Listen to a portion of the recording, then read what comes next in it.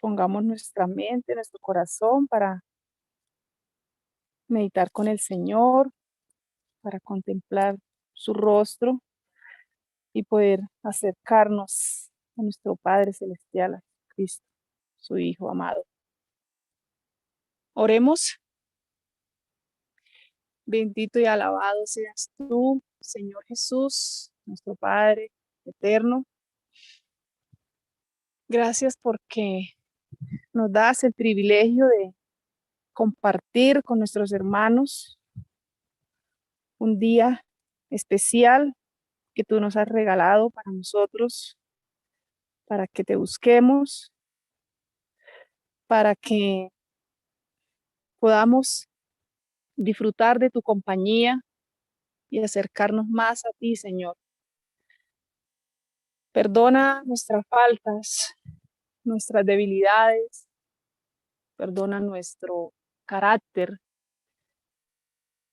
y ayúdanos a transformarlo, Señor, para que podamos estar más cerca de ti, para que seamos un ejemplo de vida, un ejemplo de amor, como tú nos lo dejaste, Señor. Oh bendito Salvador, es una delicia poder, Señor, en este Santo Shabbat reunirnos a compartir tu palabra, a poder escudriñar las escrituras que nos dejaste para que podamos conocer el camino, para que podamos conocer toda la verdad y poder, Señor, prepararnos para un día cuando suenen las trompetas, podamos ser llevados a tus brazos, a tus pies, poder contemplar tu divino rostro. Amado Señor Jesús, tú eres nuestro abogado, nuestro intercesor. Tú eres, Señor,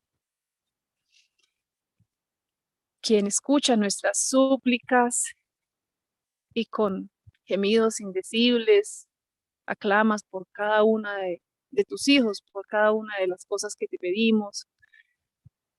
Gracias por permitirnos clamar a ti. Gracias porque, aunque no lo merecemos, Señor, podemos, Señor, buscarte. Gracias porque aunque somos duros, Señor, aunque recibimos tus bendiciones y no, no, no somos capaces, Señor, de hacer esos cambios que tú quieres y que nos llamas y que nos invitas y que nos hablas al oído, porque sentimos tu voz, pero al rato la olvidamos y hacemos otra cosa, Señor. Perdona nuestro carácter, Señor. Te ruego por este grupo de la verdad Osada Libre para que nos limpies, para que realmente pongamos todo en tus manos, para que no escondamos nada, para que lo dejemos ahí ante tu altar y tú nos puedas, Señor, restablecer, que seamos un ejemplo de amor. Y como había esta mañana, Señor, en la lectura, tú hablabas de una manera suave, con tacto, con amor, con ternura, que nosotros podamos responder así siempre, Señor. Ayúdanos a llegar a ese carácter, Dios mío, a ese carácter que tú deseas que nosotros tengamos. Señor Jesús, en este tu día santo, que podamos dejar el mundo, que nuestros ojos y nuestros oídos, nuestra mente y nuestro corazón esté solo para ti, que te pongamos en ese lugar especial que tú te mereces, que dejemos todo allá apartado y que apartemos nuestro corazón para escuchar tu voz y que lo que aprendamos, Señor, sea porque tú lo has puesto en nuestros corazones, porque tú sabes que lo necesitamos, oh Dios mío. Bendito Señor Jesús, intercede por nosotros. Intercede, Señor. Humildemente te lo pido, Señor, y sé que mis hermanos también. Rogamos que tú intercedas por cada uno de nosotros y que podamos limpiarnos para poder disfrutar de tu presencia, Señor Jesús. Maravilloso Dios, Padre Celestial, gracias por la vida, por la salud, por la familia, por este momento, por este día santo, sábado que nos regalas, y porque ahora a continuación vamos con tu ayuda, Señor, a escuchar más de ti, a aprender más de ti y a seguir construyendo, Señor, el camino para cuando sean tiempos difíciles, Señor, podamos defender nuestra fe, defender, Señor, a quien conocemos y que tú nos has permitido conocerte, Señor Jesús.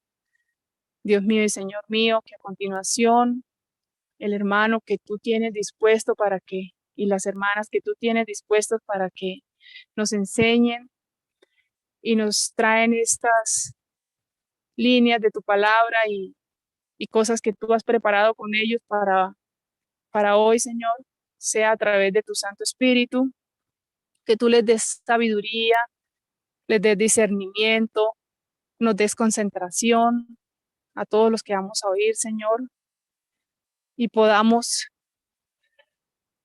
sacar provecho de todo, Señor, de todo, y poder honrarte, Señor, con el silencio de nuestras mentes y nuestros corazones ante las cosas del mundo. Señor Jesús, gracias. Gracias por permitirnos estos momentos y en tus manos dejamos todo, Señor. En el nombre de Cristo Jesús, tu Hijo amado, lo rogamos, porque eres tú quien das la victoria, Señor. Amén. Amén. Amén. Vamos a leer los textos que estamos tratando de dilucidar con el Señor, de entender, que son correspondientes al tercer sello y al mensaje a la iglesia de Pérgamo, que son la misma época, del año 313 al año 538. Ese es el objeto de estudio de estos sábados que hemos estado estudiando con tanta bendición que se nos ha dado. Vamos entonces a leer acá. Cuando abrió el tercer sello, oí al tercer ser viviente que decía: ven, y miré, y he aquí un caballo negro, y el que estaba montado en él tenía una balanza en la mano. Y oí como una voz en medio de los 4 seres vivientes que decía: 1 litro de trigo por 1 denario, y 3 litros de cebada por 1 denario, y no dañes el aceite y el vino. Bien, en esas sencillas palabras están encerrados 225 años de historia. Entonces no es, cuando el Señor habla en parábolas, puede abarcar mucho tiempo. Vamos ahora a leer, hermana Ana Milena, si nos ayuda, el mensaje a la iglesia de Pérgamo. Eventos internos. Y escribe al ángel de la iglesia en Pérgamo, el que tiene la espada aguda de 2 filos. Dice esto: yo sé dónde moras, dónde está el trono de Satanás. Guardas fielmente mi nombre y no has negado mi fe, aún en los días de Antipas, mi testigo, mi siervo fiel, que fue muerto entre vosotros, donde mora Satanás. Pero tengo unas pocas cosas contra ti, porque tienes ahí a los que mantienen la doctrina de Balaam, que enseñaba a Balac a poner tropiezo entre los hijos de Israel, a comer cosas sacrificadas a los ídolos y a cometer actos de inmoralidad. Así tú también tienes algunos que de la misma manera mantienen la doctrina de los nicolaitas. Por tanto, arrepiéntete, si no, vendré a ti pronto y pelearé contra ellos con la espada de mi boca. El que tiene oído, oiga lo que la Escritura dice a las iglesias. Al vencedor le daré del maná escondido y le daré una piedrecita blanca, y grabado en la piedrecita un nombre nuevo, el cual nadie conoce sino aquel que lo recibe. Ok, muchas gracias. Dentro de este tiempo, que son 225 años, del 313 al 538 después de Cristo, tenemos un momento en el Imperio Romano que es cuando se divide en 10, bueno, no en 10, sino tiene una división de muchos pueblos germanos que van a tomar el control de lo que queda del Imperio Romano. Y esa partecita la encontramos en Daniel. Entonces vamos a leer acá Daniel 7, 7 al 8, que es el objeto de estudio del sábado anterior y este sábado que estamos estudiando los pueblos germanos. Daniel 7, 7 al 8. Después de esto seguí mirando en las visiones nocturnas y he aquí una cuarta bestia, terrible, espantosa y en gran manera fuerte, que tenía enormes dientes de hierro. Devoraba, desmenuzaba y hollaba los restos con sus pies. Era diferente de todas las bestias que le antecedieron y tenía 10 cuernos. Mientras yo contemplaba los cuernos, he aquí otro cuerno, uno pequeño, surgió entre ellos, y 3 de los primeros cuernos fueron arrancados delante de él, y he aquí, este cuerno tenía ojos como los ojos de un hombre y una boca que hablaba con mucha arrogancia. Entonces, Amén. el Imperio Romano se dividía en 10 cuernos, ¿no? Y aparecía otro cuerno pequeño que ya sabemos que es el papado. Estamos estudiando ese proceso de esa convivencia entre esos 10 cuernos y ese pequeño y los 3 que van a desaparecer. 3 pueblos van a desaparecer. Y esa es digamos, la parte que estamos estudiando. Ya hemos visto varios, ya casi todos hemos visto. Entonces, vamos a tratar de hacer como un repasito. Vamos a dedicar unos minutos al repaso porque como es tanta información, bueno, a veces es difícil, ¿no? Entonces vamos acá al mapita. Y bueno, estaba orando con el Señor de esta semana diciéndole, Señor, ¿qué hacemos para, bueno, como para repasar un poquito, como para así, porque pues, no es cuestión de avanzar y avanzar, sino que haya las cosas se nos queden y por lo menos los puntos claves, ¿no? Entonces, bueno, yo le dije, Señor, ¿qué tal si usamos como algo así como figuritas, como hacen a veces con los niños, ¿no?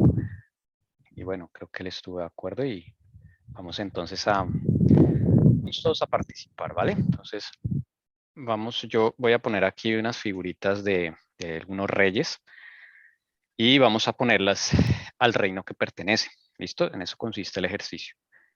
Este es el mapa del mundo conocido de aquella época donde estaba el pueblo de Dios.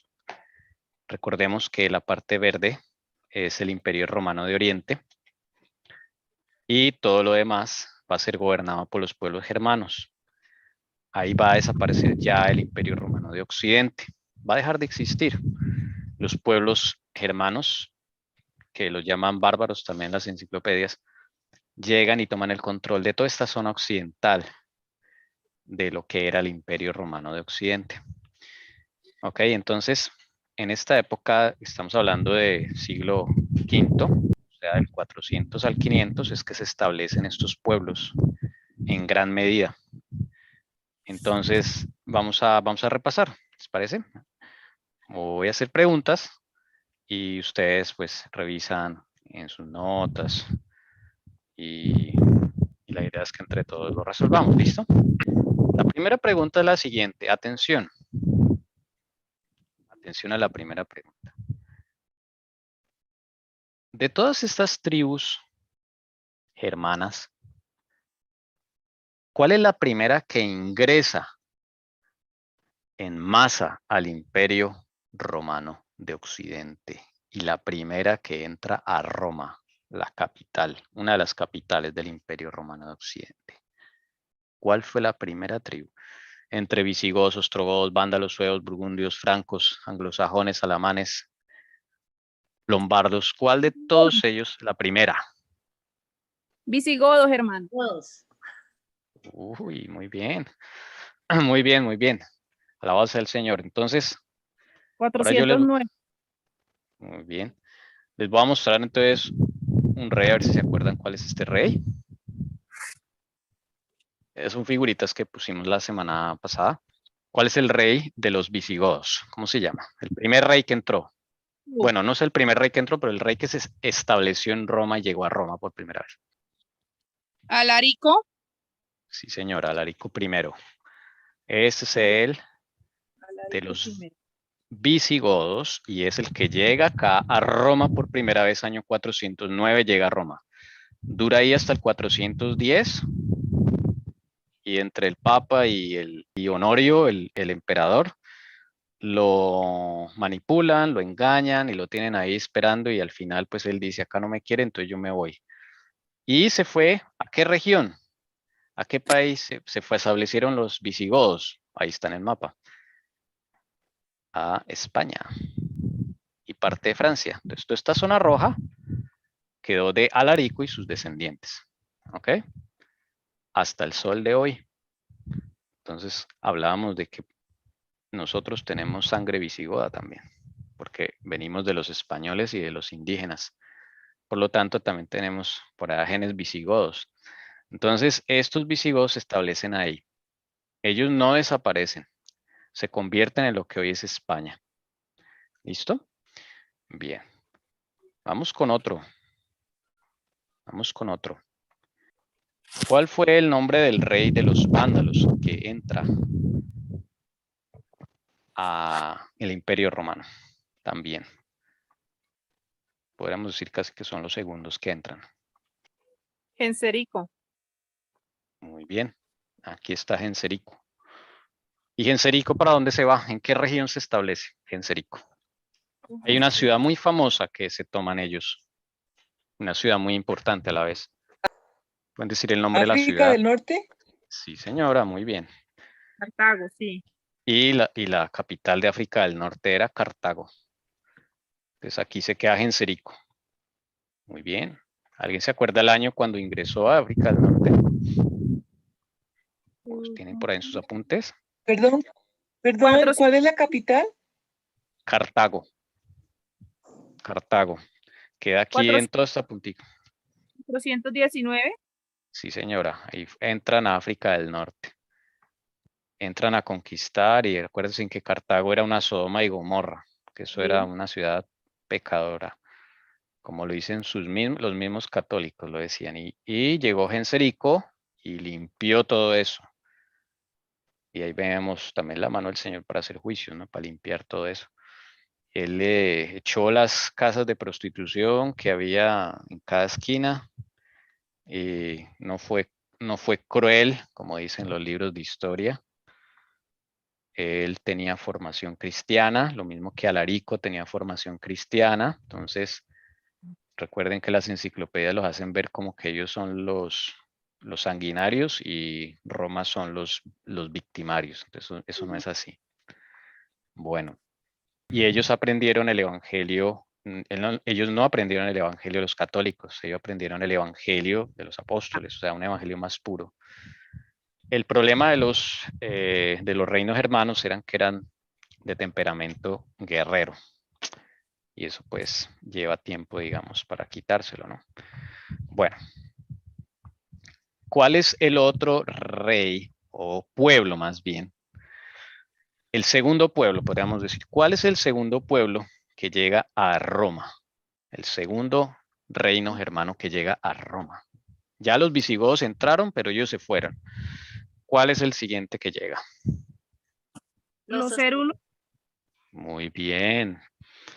¿Cuál es el rey de los euros que entra? Odoacro. Muy bien. Aquí está Odoacro. Bueno, ¿y cuál es la trascendencia de Odoacro? ¿Qué hace Odoacro cuando llega a Roma? Es el que les quita ese poder de que le dieran la tierra a Roma, ¿no?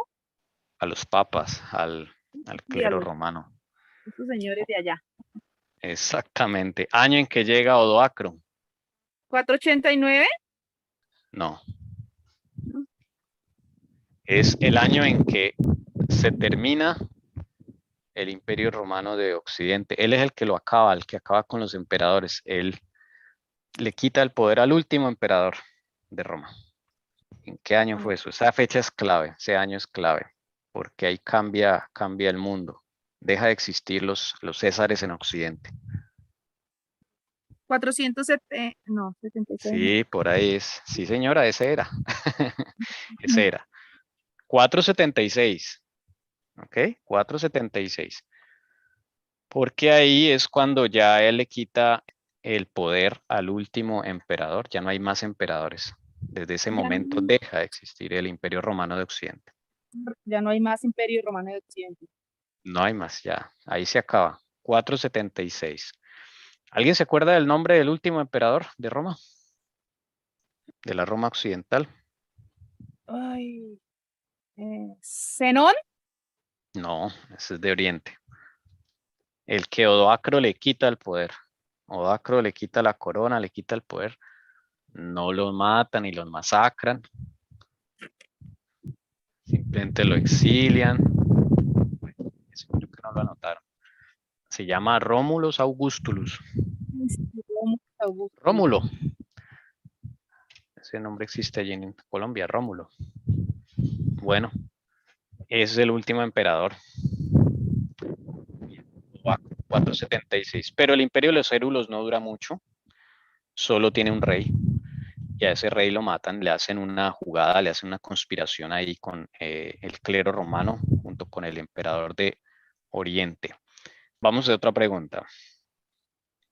¿Cuál es el tercer pueblo germano que invade Roma, la ciudad de Roma, y que invade al reino de los Hérulos en conspiración con el clero romano? Los ostrogodos. Todos. Bien, muy bien, ostrogodos. ¿Y cuál es el nombre del rey ostrogodo que llega ahí? Teodorico. Muy bien. Teodorico. Ahí está, el del bigotico. Teodorico. Bueno, él está sin tierra. Su pueblo está errante por ahí. Mujeres, niños, jóvenes, viejos, todos están errantes. Entonces él se suscribe al emperador romano de Oriente y dice, bueno, pues yo le presto mis servicios como guerreros, ¿no? Como ejército, le ayudo acá a cuidar las fronteras, ta, ta, ta. ¿Cuál es el nombre de ese emperador con el que se alió Teodorico? Zenón. Eso, Zenón. Aquí está Zenón, mira, aquí lo ponemos. Es el emperador romano de Oriente. Entonces, aquí está Teodorico, él estaba sin tierra, estaba errante por aquí en la zona naranja, buscando, golpeando como la puerta, por así decirlo. Entonces Zenón le dice, bueno, pues trabaje para nosotros. Y acá le damos una tierrita ahí mientras tanto y después buscamos a ver qué hacemos con usted. ¿Sí? Entonces Teodorico dijo, bueno, está bien, pues yo les trabajo. Entonces él y sus guerreros trabajaron para el Imperio Romano de Oriente y en confabulación con los obispos de Italia. Los obispos de Italia le dicen a Zenón, oye, Zenón, mira que es que esos érulos se están portando mal con nosotros porque no nos podemos hacer más ricos de lo que somos y eso no está bien. Necesitamos que nos liberes de este Odoacro que está aquí. Entonces ellos forman una conspiración, una coartada ahí. Y entonces le dice Zenón, te tengo un trabajo, Teodorico. Necesitamos que vayas y elimines a Odoacro y a su reino. Y entonces Teodorico dice, bueno, está bien. Pues él se suscribió para ser servidor, ¿no? Y entonces le prometen que si lo destruye, él, Teodorico, pues se va a quedar con Italia. Y en confabulación con el Papa y el clero romano dicen, no, sí está bien, listo, y usted gobierna acá. Entonces Teodorico, listo, dice, bien, me voy. Y él se va con su familia, bueno, una familia de miles de personas, y con niños, y con ganado, y bueno, con todo a bordo. Es una migración enorme. Y él se va desde aquí, desde el oriente, lo que hoy es Turquía, y avanza todo esto, son como unas 1000 millas, hasta llegar a Italia, ¡bum! Y avanza acá, y se mete por acá, por los Alpes, y llega ante Odoacro. Y bueno, matan a Odoacro y eliminan a los érulos.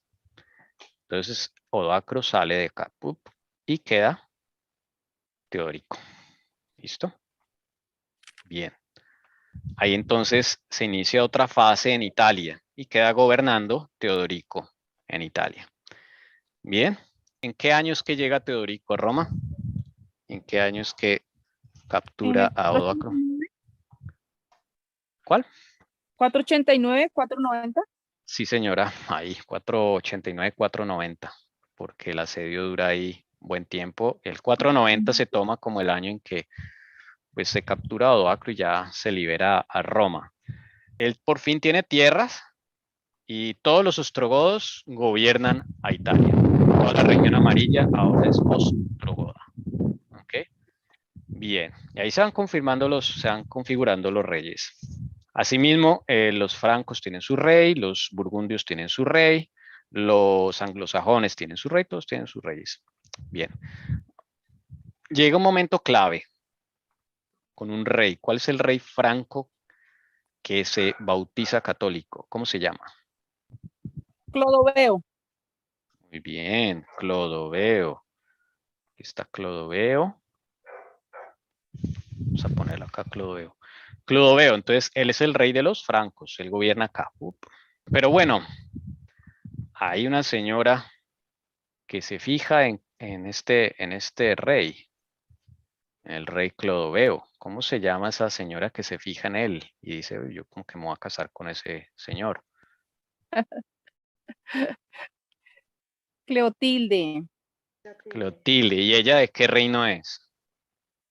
de los burgundios. Muy bien. Muy bien, muy bien. Burgundios. Entonces llega Clotilde. Y como bien dice la hermana Ana Milena, es de Burgundia. Acá. Ella es criada católica. Y entonces hay alguien que está detrás de Clotilde, porque ella no se fijó así de buenas a primeras en el rey Franco allá, el vecino, no. Hay alguien ahí que está trabajando detrás. ¿Alguien se acuerda quién estaba trabajando detrás? El obispo. ¿Cómo se llama? El mismo que lo bautizó. El obispo Remigio. Eso, muy bien, hermana Leonor. El obispo Remigio. Acá está Remigio. Remigio fue el que está detrás de Clotilde y le dice, oye, ¿quieres servir a la iglesia? Bueno, entonces Clotilde acepta. Dice, ¿no te gusta el rey, ese rey que está allá de vecino tuyo, el rey Franco? Bueno, pues a servir a la iglesia. Y cuando se casa Clotilde con Clodoveo, pues Clotilde se pone muy intensa con Clodoveo a decirle, vuélvete católico, y se levanta a la mañana, vuélvete católico, a la noche, vuélvete católico. Una insistidera, pero Clodoveo, de ahí de esa insistidera es que se puede uno decir, esto no es normal, ¿sí? Bueno, entonces Clodoveo, ¿alguien se acuerda cómo es que Clodoveo decide convertirse católico? No fue por la esposa. ¿Alguien se acuerda? ¿Cuál fue la razón por qué él decidió finalmente volverse católico? ¿Se acuerdan que él estaba? Una señal. No, él Porque iba estaba en para una batalla. En una batalla y sí. a la iglesia y estaban cantando el Salmo 18. No, eso fue para la batalla con los visigodos, ¿no? Eso fue después, pero ¿cómo él llega a convertirse en católico? Él está peleando contra quiénes. Es por una batalla. ¿Se acuerdan? Por un hacha que lanzó y Ese es otro evento en la historia de Clodoveo, pero no es esa. ¿Se acuerdan que él estaba peleando contra los alamanes? Entonces vamos a recordar eso. Él estaba peleando contra los alamanes, los de acá, los verdecito de turquesa, estos de acá, chiquitos. Ya lo iban a vencer. Estaba rodeado. Ya estaba, sus enemigos lo venían a agarrar ya. Él dijo, no, ya, aquí no hay nada que hacer.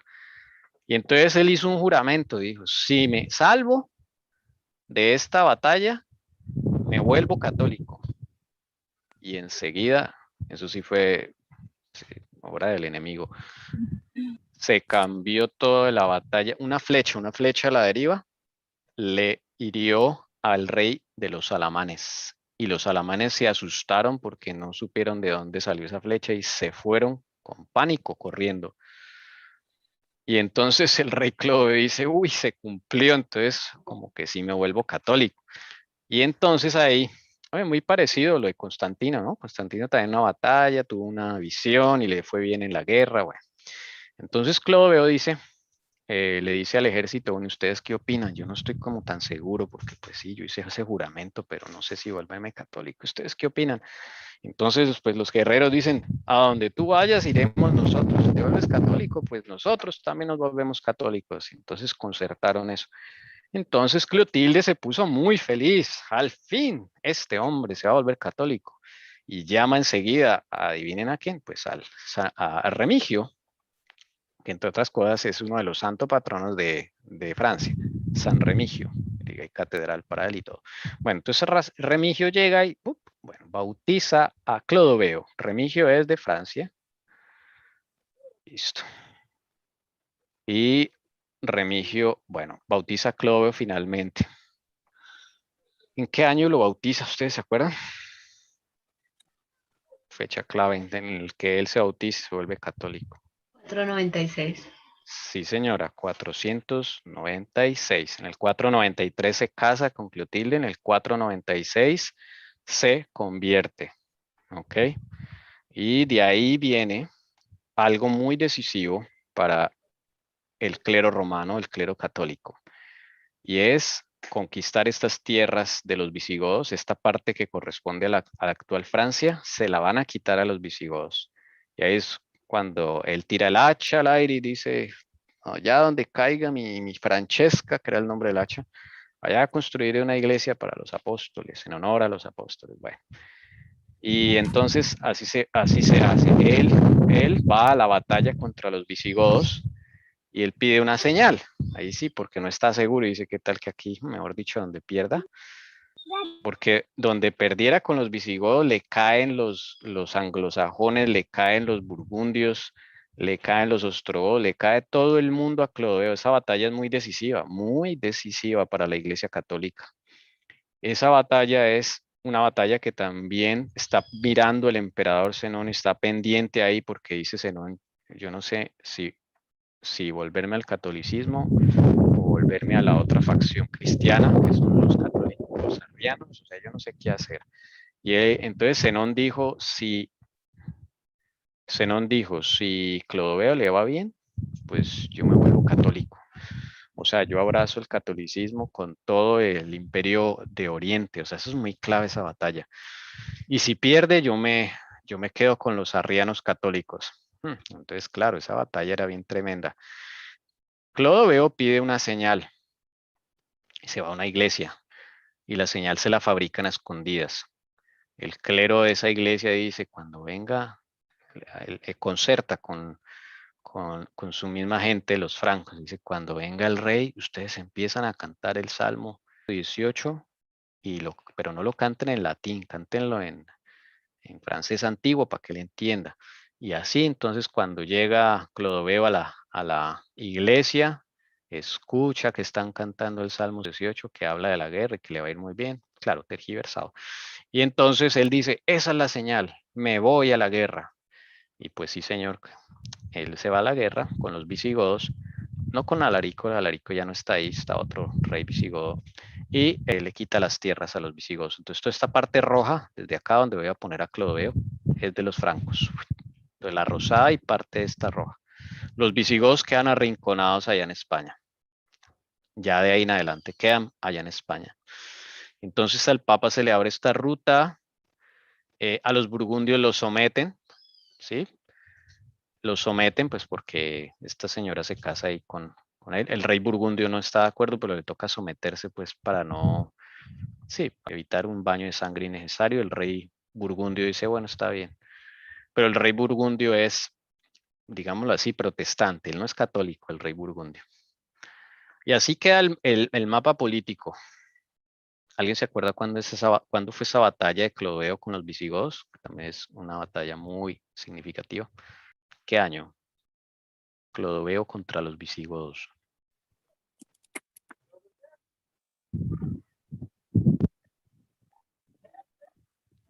A ver, hermana Ana Milena. ¿Eran 500? 500, ¿cuánto? Un poquito más. Otra fecha clave. 508. Ese, muy bien, sí señora.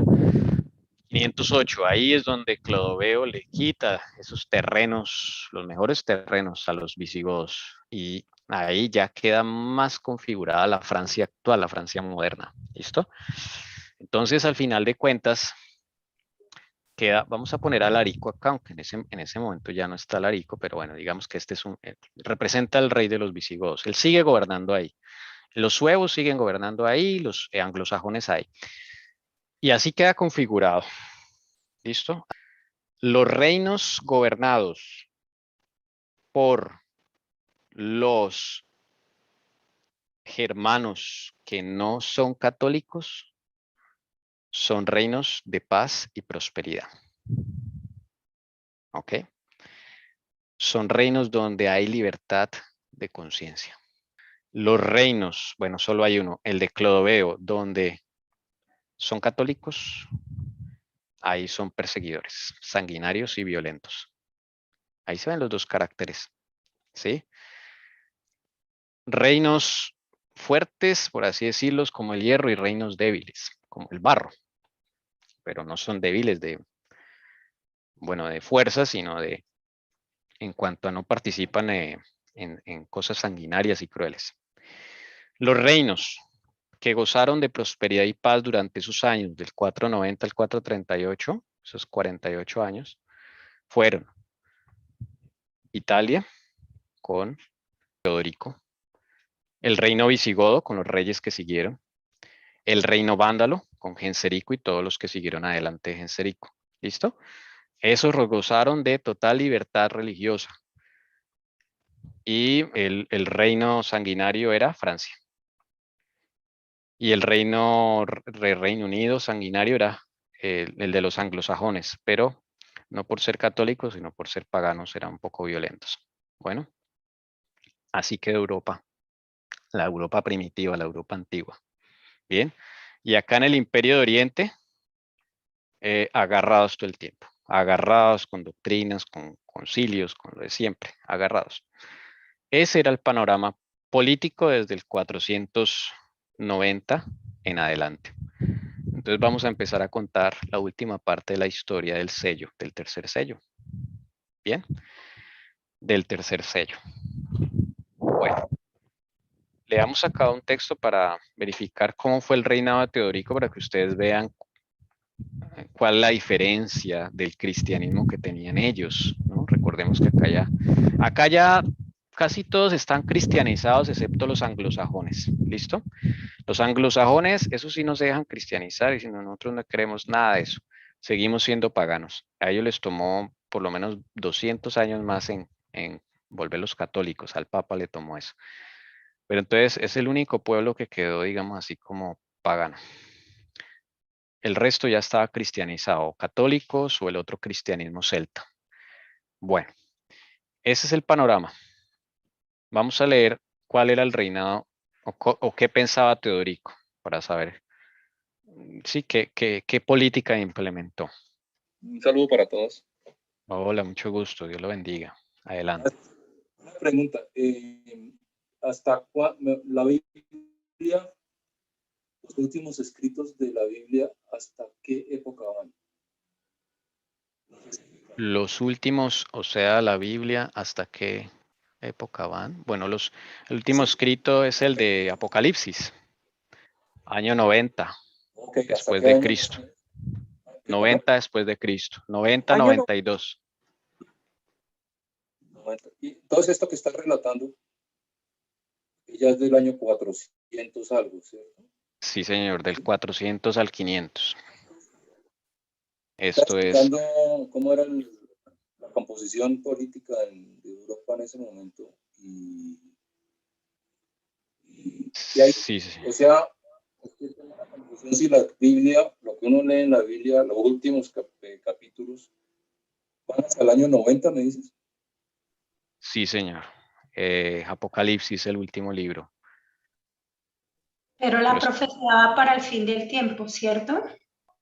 Ah, sí, lo que es el contenido de Apocalipsis va hasta el fin del mundo y más allá. Pero lo escribió Juan en el año 90, 92 después de Cristo. Sí, señor. Creo que por ahí va la... Bien. Quedó lo último que está en la Biblia, ¿sí? Sí, señor. No, listo. Esa era la inquietud que tenía. Muchas gracias. Muy Sí, interesante. No, señor. Gracias al Señor Jesús. Y siéntase en libertad de preguntar lo que desee. ¿Cuál es su nombre? Disculpe. Henry. Henry. Ah, ok. Henry. Sí, bien. Como decía Henry, entonces esta es la composición política que da durante el siglo V al siglo VI, dada por Daniel. Recuerde que acá está Daniel. Daniel decía que iba a haber una división. Esta cuarta bestia es el Imperio Romano, la Roma imperial, pero esa Roma imperial iba a sufrir una división y esa división es dada por estos 10 cuernos. Cada cuerno va a representar un reino germano. Pero mientras eso se iba a levantar otro cuerno pequeñito e iba a arrancar a 3 de sus cuernos. Ese cuerno pequeñito es el obispo de Roma, que va a ser el futuro papa. Ese papa y ese clero romano va a eliminar a 3. ¿Ok? En la historia que llevamos ya eliminó a uno, a un reino. ¿Ok? Voy a ponerlo aquí. Ya eliminó a uno que son los érulos. Este Odoacro que había llegado acá en el 490, aquí a Roma, en conspiración del clero con el Imperio Romano de Oriente, tumban a Odoacro y acaban con los érulos. Ahí se cumple la primera parte de esa profecía, que es se arranca un cuerno. ¿Ok? Entonces, tal vez es bueno poner esta gráfica. Aquí está la bestia. Es una representación. Y cada cuerno va a representar uno de los reinos germanos, digámoslo así, que llevaron a Europa primitiva, digamos al control de la Europa primitiva. Y ya eliminaron a los érulos. Ahí se cumple la profecía, pero la profecía dice que son 3 reinos que van a ser tumbados. Y eso es lo que vamos a ir a continuación. Entonces vamos a leer de quién era Teodorico. O sea, este que gobernó acá, este reino ostrogodo, que es la actual Italia, junto con un pedazo de Suiza, pedazo de Austria. Esa era la Italia antigua, donde estaba la sede del Papa, que era Roma. Entonces ahí vamos a ver cuál fue la administración de Teodorico. Esto está en las 2 repúblicas del hermano A.T. Jones, página 537. Dice, pretender un dominio sobre la conciencia es usurpar el atributo de Dios por la naturaleza de las cosas. El poder de los soberanos se limita al gobierno político. No tienen derecho a castigar sino a los que perturban la paz pública. La herejía más peligrosa es la de un soberano que se separa a sí mismo de una parte de sus ciudadanos, solo porque no creen según su creencia. Eso es lo que pensaba Teodorico. Este escrito es de Teodorico. Y él decía que dominar la conciencia es usurpar un atributo que Dios le dio al ser humano. Miren que el tipo tenía tenía un cristianismo muy diferente. Él la tenía clara sobre la libertad de conciencia, el libre albedrío. Es impresionante esto que vemos acá de estos reyes que llaman las enciclopedias disque bárbaros. Los bárbaros eran los otros. Sí, es una cosa bien interesante. Él decía, el poder de los soberanos solo se debe limitar al gobierno político. O sea, no deben intervenir en cosas de la iglesia, en cosas de conciencia, es lo que está diciendo él. Dice acá, ese soberano no tiene derecho a castigar sino a los que perturban la paz pública, como debe ser, como Dios lo estableció, porque Dios, el Señor Jesús dijo, da al César lo que es del César y a Dios lo que es de Dios. O sea, el Estado y la iglesia deben ir separadas. Y dice acá, la herejía más peligrosa es la de un rey, un soberano, un presidente que se separe de sus ciudadanos solo porque no creen según su creencia. Ese fue el reinado de Teodorico. Y según los libros antiguos de historia, dice que fue muy próspero. Y yo me podía pensar en este mapa y ustedes pueden ver que todas las naciones que tienen en su constitución, en su carta política, tienen la libertad de conciencia y la separación de iglesia y Estado, es un reino que es prosperado. Tiene mucha bendición de parte de Dios. Siempre lo ha sido así. Siempre lo ha sido así. Desde luego el Señor utiliza entonces estos reyes para traer descanso a los cristianos, al pueblo fiel del Señor. y dentro de estos reinos ostrogodos hay pueblo de Dios, dentro de los visigodos hay pueblo de Dios, dentro de los vándalos hay pueblo de Dios. Toda la situación política, económica y social se entiende cuando entendemos que estamos en una guerra espiritual y se entiende el porqué de estas cosas que no son meramente políticas, trasciende hacia el nivel espiritual. ¿Por qué? Porque el pueblo de Dios estaba en esta zona y Satanás está sacando a su líder, a su iglesia, la está sacando adelante para dominar el mundo. Eso es lo que está sucediendo. Pero aquí en solo este texto vemos cómo era el pensamiento de estos reyes germanos. Los católicos disfrutaban de paz, podían hacer sus concilios, nadie los masacraba, el rey germano estaba pendiente de que no hubiese violencia, si hubiese violencia, pues ahí sí, policía y sí, para cárcel o multas, pero él no se metía en los asuntos de la iglesia. Y el asunto, esto aplicaba para toda Italia, ¿sí? Pero Roma, la ciudad de Roma, se convirtió en una ciudad de continuo conflicto, porque cada vez que iban a elegir a un papa, entre ellos se agarraban. Siempre había dos grupos, siempre había dos grupos. Desde que se terminó el emperador romano, el emperador político, empezó a acontecer de que cada vez que elegían a un papa, se volvía una guerra civil, porque unos apoyaban a un candidato, otros a otro, y eso se mataban. Entonces ahí vemos quiénes son los bárbaros. Cada elección papal era una guerra, era un baño de sangre. Salían heridos, salían muertos. Todo por ocupar la silla papal. Bueno, ahora llega el tiempo, ya vamos a ver el tiempo final del tercer sello, que es el año 526. Aparecen dos personajes que vamos a mirar acá entonces. Aparece aquí en la historia. Ya el emperador Zenón ya no está. Pasa el tiempo. Pasan unos 10, poquito menos de 40 años, ya no está Zenón. Se levanta otro emperador que se llama Justín. Justin en inglés y en español sería Justino. Justino gobierna el Imperio Romano de Oriente. Justino es un aguerrido católico por convicción y tiene un sobrino que es el famoso Justiniano. Acá está. Ellos dos tienen un solo propósito y es convertir al mundo en católicos. Ese es su propósito. Hagan lo que tengan que hacer. ¿Cómo era el carácter de estos hombres? Algunos historiadores dicen, reúna usted a Nerón, reúna usted a Claudio, reúna usted a Marco Aurelio, reúna a los peores emperadores y mézclenlo en un solo hombre. Esos eran ellos. Muy tremendos estos dos.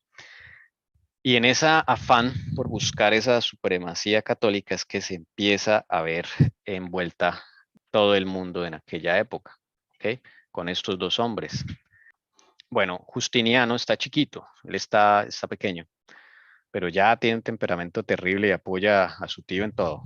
Su tío Justín lanza un decreto para empezar a expulsar a todo lo que no sea católico. No lo hace con todos, empieza con ciertos grupos.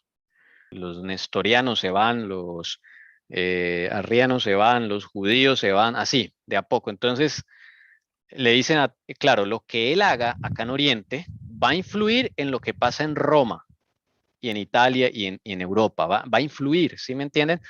Porque aunque no haya ya emperador, este que es católico, este emperador oriental, las decisiones que se tomen ahí va a influir en esa Europa primitiva. Y cuando él lanza esos edictos, todos claman a Teodorico, le dicen, Teodorico, ¿qué hacemos? Mire que ese tipo está loco. Y le dicen a Teodorico, saca edictos para hacerle lo mismo a los católicos. Teodorico dice, no, yo no puedo meterme en eso. No puedo hacer un baño de sangre en represalia, eso lo hacen ellos, nosotros no lo hacemos. Entonces, pero Teodorico, por la vía diplomática, trata de convencer entonces a este emperador Justino que eche para atrás esos edictos, que esos edictos le están haciendo daño a su región y a toda la zona occidental, ¿sí? O sea, que tenga cuidado con eso. Entonces Teodorico le manda 10 representantes. Por la vía diplomática va él, ¿no? Le manda 10 representantes. Entre ellos manda el Papa. El Papa. Y el Papa de esa época lo manda. Y 5 obispos y 4 senadores. O sea, manda una representación política, una representación religiosa para convencer aquí a don Justino que se quite esos decretos tan bárbaros. Pues bien, se van los 10 allá a Oriente, los reciben, claro, como va el Papa, ahí empiezan las recibidas pues espectaculares. Desde 1 kilómetro de distancia le alistan al Papa con caballos, con todo lo mejor. Eso es toda una pompa tremenda. El emperador se arrodilla ante el Papa. Ahí empieza uno a ver todas esas cosas, lo que hoy un día uno ve, que la gente, los reyes van y besan al Papa en su anillo y todo eso. Ahí se empieza todas esas costumbres. Y Justino se inclina ante el Papa. Y entonces el Papa le dice a Justino: quitémonos a los ostrogodos de encima. O sea, traiciona a Teodorico. Lo traiciona. Con los senadores y con los obispos. Y forman una coalición con Justín para tumbar a los ostrogodos. No sé cómo, Teodorico se entera. Y empieza Teodorico a echar a la cárcel a todo mundo. Senadores, obispos, por conspiración contra el Estado. Los echa a la cárcel. Y entonces se les desbarata el plan. Pero ocurre algo. Teodorico ya tiene 74 años. 74 años en esa época es un lujo, llegar a 74 años. Y Teodorico muere. Muere de forma natural. Ese mismo año que descubre la conspiración y manda a todo el mundo a la cárcel, él muere. Y entonces, él muere y llega otro rey. Este ya se va, también se muere y llega Justiniano. Hágame el favor, ese emperador sí. Él sí dice, bueno, vamos a limpiar esto de los ostrogodos, vamos a limpiar esto de los vándalos, vamos a limpiar esto porque declaro religión católica para todo para mi imperio. Entonces viene Justiniano. Vamos a ver qué hace Justiniano. En la supremacía del papado, Justiniano ocupa el mismo lugar que Constantino y Teodosio en el establecimiento de la Iglesia Católica. Entre los títulos de grandeza, el nombre de piadoso era el más agradable a sus oídos. Promover los intereses temporales y espirituales de la Iglesia era el negocio serio de su vida, y el deber de padre de su país fue a menudo sacrificado por el de ser defensor de la fe. El emperador Justiniano reúne en sí mismo los vicios más opuestos, la rapacidad insaciable y el desmesurado derroche, el orgullo intenso y la debilidad despreciable, la ambición desmedida y la cobardía ruin. En el emperador cristiano parecen confluir los crímenes de aquellos que ganaron o aseguraron su imperio asesinando a todos de quienes temían. La pasión por las diversiones públicas sin los méritos de Nerón o la fuerza bruta de Cómodo, la demencia de Claudio. El historiador está simplemente retratando quién es Justiniano. O sea, es terrible. Y el primer, muy malo, muy malo. O sea, supera a Nerón, supera a Claudio, a Cómodo, supera a todos ellos. Está más interesado en acabar con todo lo que no sea católico que en gobernar su propio territorio. Ese es su interés. Y entonces él emite el primer decreto. En el año 532, Justiniano emitió un edicto declarando su intención de unir a todos los hombres en una sola fe, ya fueran judíos, gentiles o cristianos. Todos los que no profesaran y abrazaran la fe católica en el plazo de 3 meses fueron por el edicto declarados infame y como tales excluidos de todos los empleos, tanto civiles como militares, incapacitados para dejar nada por testamento, y todas sus propiedades confiscadas, ya fueran de la realeza o personales. Como resultado de este cruel edicto, un gran número de personas fueron expulsadas de sus hogares con sus esposas e hijos, despojados y desnudos. Otros se dieron a la fuga, llevando consigo lo que podían ocultar para su sustento y mantenimiento, pero fueron saqueados de lo poco que tenían y prueba de ellos fueron inhumanamente masacrados. Ese fue el primer edicto. Empieza la persecución más dura, hermanos. Muy dura. A la gente la sacaron primero de los cargos públicos. Todo lo que no fuera católico. Aquí caen judíos, caen hasta, ya habían gente del imperio, del segundo imperio persa también por allí, para afuera. Toda religión que no fuera la católica, fuera. Esto, aunque él solo tiene jurisdicción, eso es importante, él solo tiene jurisdicción en la parte oriental del imperio, ¿sí? Solo acá. Pero todo lo que él haga va a afectar a Europa. ¿Sí? Va a afectar, quiéralo o no. Entonces, ese decreto inicialmente pues se emitió acá en Oriente y empezaron a expulsar a todo mundo. Pero aquí en Italia, por lo menos, el clero católico se empezó a alegrar y empezó a hacerle la vida imposible a los judíos, a los cristianos fieles, arrianos, a todo lo que no sea católico. Empezó a ocurrir acá en Roma, en Milán, en Rávena, en todas las ciudades de Italia. Pero es que no solo eran judíos y cristianos, habían dentro del mismo catolicismo porque había una división. Y el problema era también con un canto y con el tema de la Trinidad. Entonces había un canto trigésimo, me parece que se llamaba, ahorita confirmo el nombre, pero el problema fue por ahí. Entonces, claro, sacan el edicto, empezaron a ser expulsados de sus casas, despojados, ni siquiera con la ropa los dejaron salir. Unos alcanzaron a huir, otros sí murieron, fueron masacrados, pero incluso hubo un obispo en Alejandría que no solo fue asesinado, y fue bien interesante porque, bueno, fue asesinado en el baptisterio y su cuerpo fue tratado muy indignamente. O sea, la furia que había en ese momento era demasiado que el escritor dice que hasta un mismo caníbal se asombraría de cómo manejaron toda esa situación con esa furia tan horrible. Y el mismo Justiniano, al mismo Justiniano, los mismos obispos que estaban con él supuestamente, que indujeron a eso también, del catolicismo, le tenían miedo porque Justiniano a veces tenía unas ideas tan arraigadas y era tan violento que a veces lo tenían que encauzar desde ahí. Entonces es bien interesante porque ya las cosas con Justiniano eran a otro precio. Sí, hasta los mismos católicos le tenían miedo. Los monjes, todos le tenían miedo a Justiniano. Justiniano solo quería una facción católica, porque como bien dice la hermana Paola, habían dos grupos católicos, los ortodoxos y los arrianos.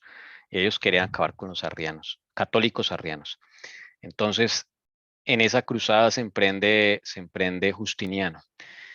Claro, al lanzar ese edicto, va a afectar a la parte europea, a la parte occidental. Ahí se empieza a afectar, porque muchos judíos habían llegado al reino de Italia y el mismo pueblo de Dios también había llegado al pueblo de Italia porque Teodorico por su política, también el reino vándalo, ¿sí? Y otros en los visigodos por la política de libertad religiosa, pues todos se fueron para allá, la mayoría se fueron para allá.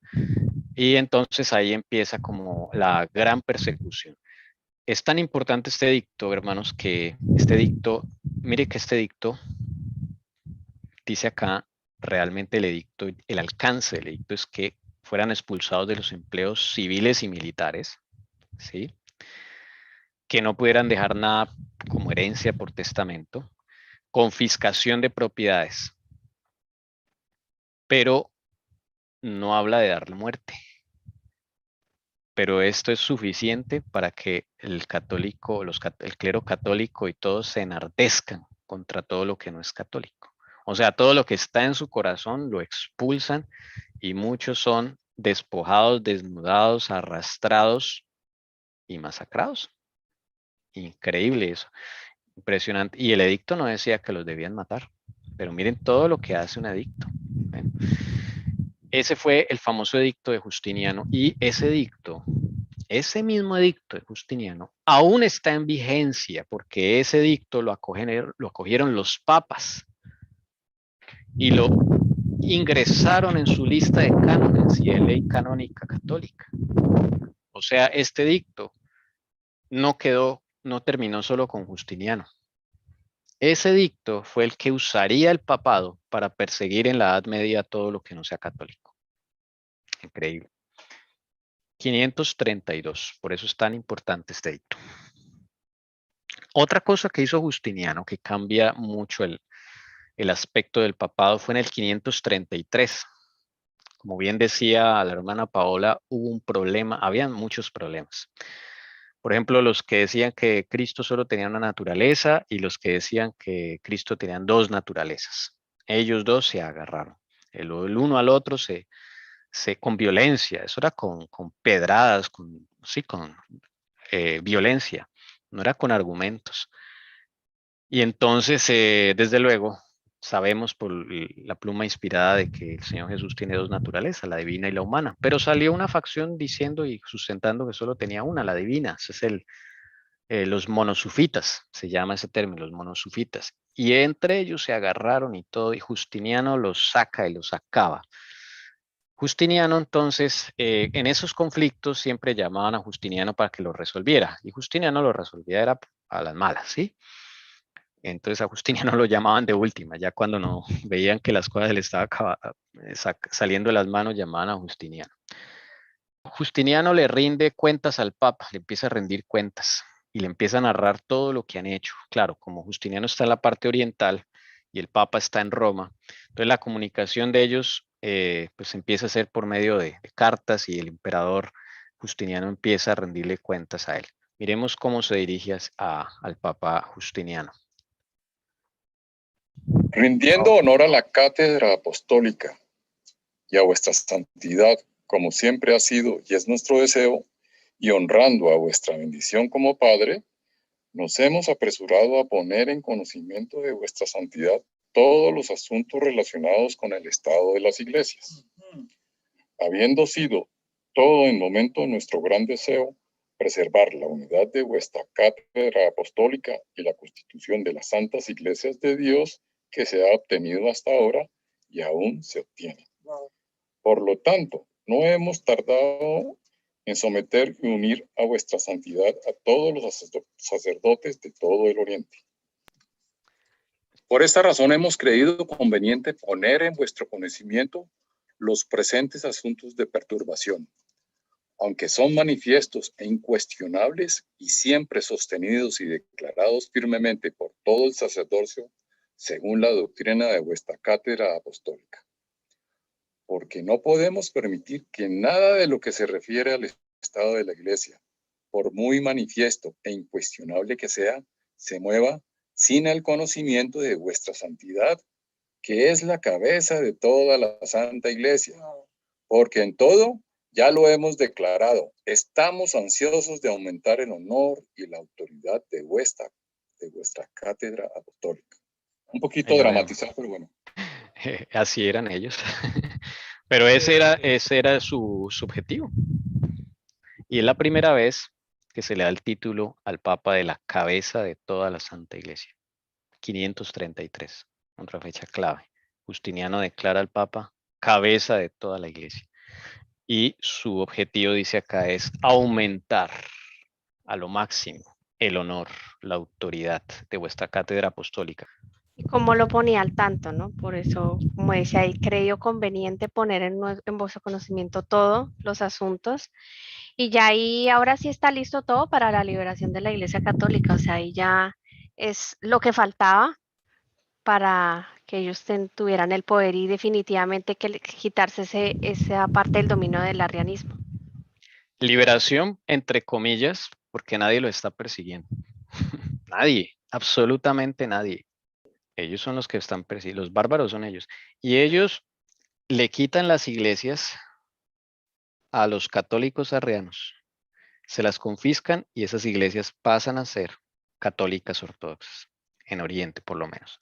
Es otra cosa que hace Justiniano. Les quitan las iglesias. Es lo mismo que hizo Constantino. Se cogió todas esas propiedades. Por eso es que Constantino, Teodosio y Justiniano son los tres que impulsan al catolicismo, lo llevan arriba, a dominar el mundo.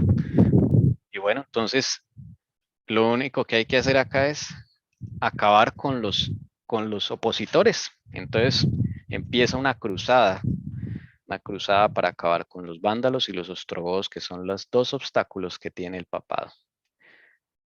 Vamos a leer este texto. Todo estaba ya preparado para la liberación de la Iglesia Católica del dominio arriano.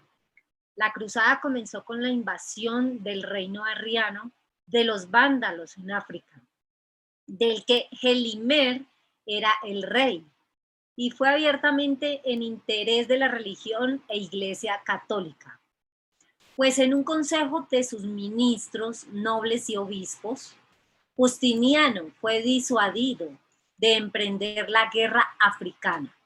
Dudó y estaba a punto de renunciar a su proyecto, cuando fue reanimado por un obispo fanático que exclamó: he visto una visión. Es la voluntad del cielo, oh emperador, que no abandones tu santa empresa para la liberación de la iglesia africana. El Dios de la batalla marchará ante tu estandarte y dispersará a tus enemigos, que son los enemigos de su Hijo. Ahí está. El primero, el que le apuntan es a Gelimer. Gelimer es el rey de los vándalos en ese momento. Aquí está Gelimer. Gelimer es acá, ya no está Genserico, han pasado años y está Gelimer. A esto le van a apuntar. Ellos van a salir de acá de Nicomedia, Constantinopla, perdón, acá lo que hoy es Turquía. Y van a empezar, es una batalla naval. Y se van por el mar Mediterráneo para llegar acá a la África del Norte y a llegar a destruir el reino de los vándalos. Un reino que también estaba en paz y en prosperidad. Y lo van a acabar. Y así fue. Llegan allá y va a aparecer un personaje que se llama Belisario. Es el general insignia del Imperio Bizantino o Imperio Romano de Oriente, que ahora es el Imperio Bizantino porque pues ya no tiene otro imperio en el occidente, ahora se va a llamar Bizantino. Y este general Belisario, tremendo, aguerrido, pues es el que comisionan para eso. Justiniano al principio no estaba muy seguro porque en semejante cruzada, si perdían, el Imperio Bizantino quedaba muy débil. Y era algo que podía aprovechar el imperio persa que estaba ahí de vecino al lado, los sasánidas, ¿se acuerdan por ahí de la quinta trompeta? Esta gente estaba ya lística para caerle encima al emperador. Entonces se la estaba jugando toda también. Pero ese obispo fanático, bueno, ellos se inventaban hasta señales y eso. Yo tengo una visión, te va a ir bien. O probablemente le dio Satanás esa visión o alguna cosa así sobrenatural para convencer a Justiniano, porque la estaba arriesgando apostando toda por el Papa. Y así fue. Allá, entonces vamos a leer cómo fue esa llegada allá. Dice, esta persuasión fue suficiente para el piadoso emperador y en junio de 533 toda la flota de 600 naves estaba dispuesta con pompa marcial ante los jardines del palacio, cargada y equipada con 35.000 soldados y marineros y 5.000 caballos, todo bajo el mando de Belisario. Desembarcó en la costa de África en septiembre. Cartago fue capturada el 18 del mismo mes. Gelimer fue derrotado desastrosamente en noviembre y la conquista de África y la destrucción del reino vándalo se completó con la captura de Gelimer en la primavera de 534. Durante el resto del año, Belisario recuperó las islas de Córcega, Cerdeña, Mallorca, Minórica y cualquier otra cosa que perteneciera a los vándalos, ya sea en el continente o en las islas. Fecha clave, 534. Acá lo vamos a subrayar. Caen los vándalos. y Gelimer es el último rey de los vándalos. Los vándalos dejan de existir como pueblo. Por eso ese es el segundo cuerno que cumple la profecía que cae. Ok, aquí le voy a poner entonces vamos a ponerle una cruz a los vándalos. Cae el segundo cuerno. Ok, año 534. Ahí está. General Belisario. ¿Listo? Ahora, ¿quién queda? ¿Qué reino queda? Por quitárselos de encima. Los ostrogodos. Los ostrogodos, Italia. Ostrogodos. Y así fue. Belisario marchó inmediatamente a Roma, en la que entró el 10 de diciembre de 536. Desde sus rústicas viviendas, desde sus diferentes guarniciones, los godos se reunieron en Rávena para la defensa de su país. Y tal era su número que, después de que hubiera separado un ejército para socorrer a Dalmacia, 150,000 hombres de combate marcharon bajo el estandarte real. En la primavera del año 537, y la nación goda se volcó al asedio de Roma y a la defensa de Italia contra los invasores. Toda la nación de los ostrogodos se había reunido para el ataque y se consumió casi por completo en el asedio de Roma, que duró más de un año, 537 y 538. Un año y 9 días después del comienzo del asedio. El ejército de Belisario, muy fuerte y triunfante, quemó sus tiendas y traspasó turbulentamente el puente Milvio, y Roma fue entregada en marzo de 538. Los restos del reino fueron destruidos poco después.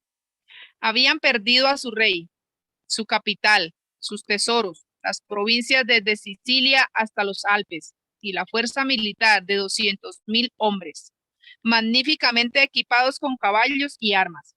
Y así fue destruido el reino de los ostrogodos ante la vengativa arrogancia del papado. Y hasta ahí fue. Ahí está la fecha clave, miren.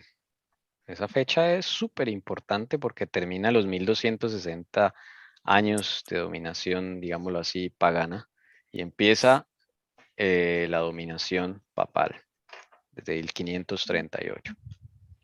Ok, muy clave esa fecha. Llegaron allá, acabaron con todo, pero ellos, los ostrogodos, siguen viviendo y siguen teniendo rey. Ellos fueron arrinconados. Hay que tener cuidado con eso. Ellos no fueron vencidos allá en el 538. Ellos fueron arrinconados. Aunque fueron arrinconados, el Papa pues se libró de ellos en Roma, que es lo que la profecía está haciendo hincapié con el 538, ¿sí? Recuerden todo esto acá. Entonces, Belisario va acá, primero a África del Norte, y vence aquí al rey Gelimer. Y en el reino de los ostrogodos está un rey que se llama, ese rey se llama Vitiges. ¿Ok? Vitiges, él es esposo de la nieta de Teodorico, o sea, familia de Teodorico. Y él es el que vence, pero claro, los ostrogodos son más difíciles de vencer. Y se va, Belisario se va por estas islas, Córcega, Cerdeña, estas islas de acá de Italia. Llega acá a Roma, y entonces lo que hace es, Vitiges no se deja coger así nomás.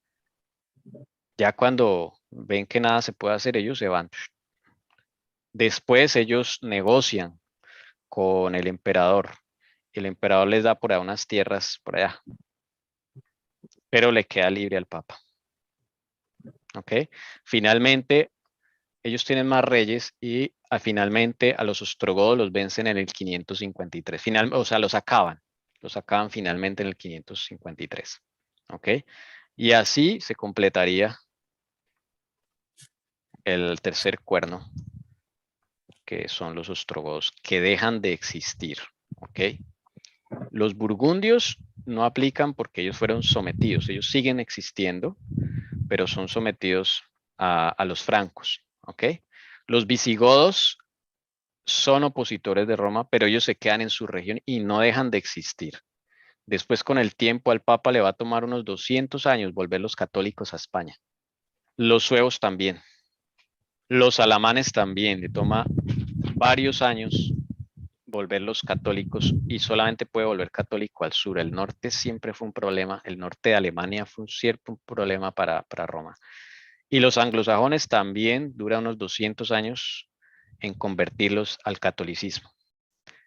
A la final, todos quedan católicos. Y hay un reino que llega tarde. Después ya no llega en época del tercer sello.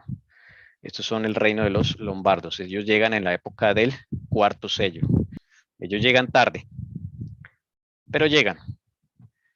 Y llegan a asolar al Papa. O sea, el Papa no la tiene fácil después del 538, pero ya tiene su región para dominar, tiene su ejército, que son los francos, y tiene la autoridad que se la da el emperador romano de Oriente. Muy importante esto. ¿Ok? Así queda configurada entonces la situación política de la Europa primitiva. Belisario entonces llega acá y acaba con los ostrogodos hasta el 553. Bueno. La esposa aquí está la esposa de Justiniano también, tal para cual. La esposa de Justiniano quiere poner a su papa preferido, que es este señor Vigilio. Cuando Belisario llega a Roma y expulsa a este rey, el rey de los ostrogodos, Vitiges se llama, pone al papa acá en el asiento de Roma. Es un papa ultraortodoxo, supercatólico, de los católicos ortodoxos, y ahí lo pone. Vigilio se llama el papa. Vigilio. Lo sienta ahí, lo proclaman papa cuando echan a Vitiges. Ahí lo proclaman papa. Pero Belisario todavía tiene que liberar tierra del papa de los ostrogodos. Y por eso hasta el 538 es totalmente liberada Roma. Marzo del 538. Y ahí le queda al papa todo. La tierra, ejército y apoyo del emperador de Oriente. Ya, le queda todo al papa. Por eso esa fecha es tan importante. Entonces, leámosla acá del mismo libro de las dos repúblicas. Esto abrió completamente el camino para que el obispo de Roma afirmara su única autoridad sobre los bienes de la iglesia. El distrito que rodeaba inmediatamente a Roma se llamaba Ducado Romano y estaba tan ampliamente ocupado por los bienes de la iglesia que el obispo de Roma reclamaba la autoridad exclusiva sobre él. El emperador de Oriente, ciertamente, continuaba controlando las elecciones y haciendo cumplir el pago de tributos por el territorio protegido por las armas imperiales. Pero por otra parte, el pontífice ejercía una autoridad definida dentro del ducado romano y reclamaba tener voz en el nombramiento de los funcionarios civiles que administraban el gobierno local. Omi, o sea que el Papa, cuando dice que al Papa le quedó todo, ¿sí? Cuando los ostrogodos fueron eliminados en el año 538, entonces todo quiere decir tierras, ¿qué más? Poder de nombrar administradores. Ya. Ok, en esa época se nombraban patricios y gobernadores, así se llamaban. Él ahora tiene esa autoridad. Ok, autoridad exclusiva, él no la tenía antes porque todo dependía de lo que dijera el emperador o el rey de turno, por así decirlo, no lo tenía. Cuando llega Teodorico, él solo tiene, digamos, poder sobre lo religioso, pero no sobre el Estado. Ahora ya lo tiene, por eso es el 538 es donde él absorbe el poder civil, estatal. Entonces el Papa llega a ser como la unión de iglesia y Estado en un solo hombre. Es por eso que Roma se comporta como se comporta. Él hereda todo lo del Imperio Romano de Occidente. Hereda su división administrativa. ¿No se han escuchado las diócesis y arquidiócesis? Eso lo creó el Imperio Romano, no lo creó el Papa. Ellos simplemente absorbieron esa división administrativa. Hasta las vestiduras del Papa son las vestiduras que usaban los emperadores romanos. Sí, muchas de las togas, las coronas, las tiaras, todo eso. Toda la indumentaria a nivel administrativo, la guardia que protege al papado, viene de la guardia pretoriana que guardaba al César. O sea, todo, ellos absorben todo lo del Imperio Romano de Occidente. Y por eso también decía que la supremacía del papado pues ocupa el mismo lugar que Constantino o en su caso Teodosio, porque ya estaban con mucha autoridad, Sí, ocupaban el mismo lugar. Tommy, funciones. se Sí. podría decir también que, digamos, esos 10 reinos que ya a la final se someten, quedaron súbditos de él. Sí, pues no inmediatamente, como les digo, porque todavía el Papa en 200 años le queda trabajo por hacer, porque los anglosajones eran paganos, entonces les tocó volver los católicos. Los visigodos eran oposición al papado, les tocó por las buenas o por las malas convencerlos. Y esos dos quedaron, no más. Pero ya que tenía, o sea, todo, o sea, los otros que se habían sometido entonces de los 10 los 8 estaban sometidos a él. O sea, llamémoslo así, ellos podían gobernar, pues dependiendo que el Papa ya les diera la autoridad, ¿no? Porque el Papa ya tenía la autoridad religiosa y civil. Ya tenía la autoridad religiosa y civil, sí señora. Miremos acá, en ese momento, en el 538, miremos una a una. Los visigodos son en oposición al Papa. A este le queda pendiente, pero ellos están allá arrinconados en lo que es España. Los francos ya son es el ejército del papado. Los burgundios están sometidos a Roma y a los francos. Hay nada que hacer. Los vándalos destruidos. Los érulos destruidos. Ostrogodos destruidos. Los suevos en oposición al papado porque están ahí al lado de los visigodos. Los lombardos todavía no están ahí en escena en el 538. Los alamanes no están sometidos al papa porque ellos son paganos. Y los anglosajones son paganos. Entonces, en el territorio, digámoslo así, que el 538 le quedó al papado libre, es Italia, le quedó libre. Lo que hoy es Francia, le quedó libre. Austria, Suiza, le quedó libre. Eso, el 538 le quedó eso. No, ahí no tiene más, pero ya tiene toda la autoridad. Y Tommy, y para Dios y hermanos, digamos, empieza a contar ese 538, porque llamemos a hoy, pues el papado necesita tener esa, digamos, recuperar y ser sanada esa herida, tener ese apoyo tanto político, civil, religioso. Así sea que todavía queden algunos por cómo solucionar, como tú dices, pero ya teniendo ellos el papado gobernando sobre los reyes, es mucho el poder. Es esa unión de Estado, ¿no? Con lo religioso Estado. que... Y algo muy importante es que en el 538 el Papa ya puede imponer en esas regiones, imponer sus dogmas, sus doctrinas, sus leyes. Y el pueblo de Dios se concentraba en esas zonas. Ese es el asunto. Por eso el 538 es muy importante. Que va a afectar al pueblo de Dios. El pueblo de Dios está, o sea, cuando llegan Belisario, muchos tienen oportunidad de escapar. Se van para el reino de los visigodos, se van para las montañas. Los vándalos, por ejemplo, aunque fueron destruidos, queda un remanente porque ahí hay pueblo de Dios. Ellos se van al resto de África, Etiopía, todo esto donde hay cristianos y donde no está el imperio molestando. Algunos logran cruzar al reino de los visigodos. En los ostrogodos también hay pueblo de Dios. Ellos se van a unir a los Alpes, claro, por las guerras y todo, los pocos que quedan, esos ostrogodos llegan a unirse al pueblo de Dios en los Alpes. Es también la parte bonita de la historia, ¿no? Que aunque los destruyen, queda pueblo de Dios ahí.